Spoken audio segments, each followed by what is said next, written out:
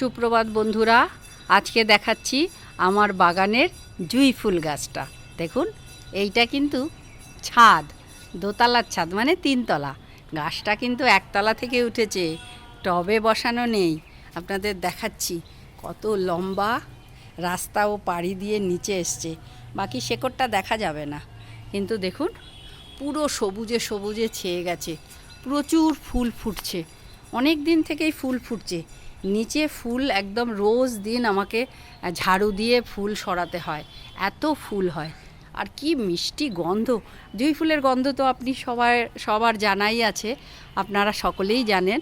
এত অপূর্ব গন্ধ, সন্ধেবেলায় তো যখন প্রথম ফোটে তখন মন একদম ভালো হয়ে যায়। আমি ছাদে চলে আসি, কিছু ফুল তুলে নিয়ে ঘরের মধ্যে একটা কাচের বোলে জল দিয়ে রেখে দিই। সারা ঘর মম করে গন্ধে। আর কত মৌমাছি আসে! মৌমাছি এই জুঁই ফুল গাছে দেখেছেন? মাছি দেখা যাচ্ছে, মৌমাছি সব ফুলের মধু খাওয়ার জন্য আসে। ভীষণ ভালো লাগে। মাঝে মাঝে তো মৌচাকও হয় আমার বাগানে। মৌচাক হয়, মধু জোড়া মানে হয়। আমি কয়েকবার মধু পেরেওছি, কিন্তু ভয় লাগে ভীষণ।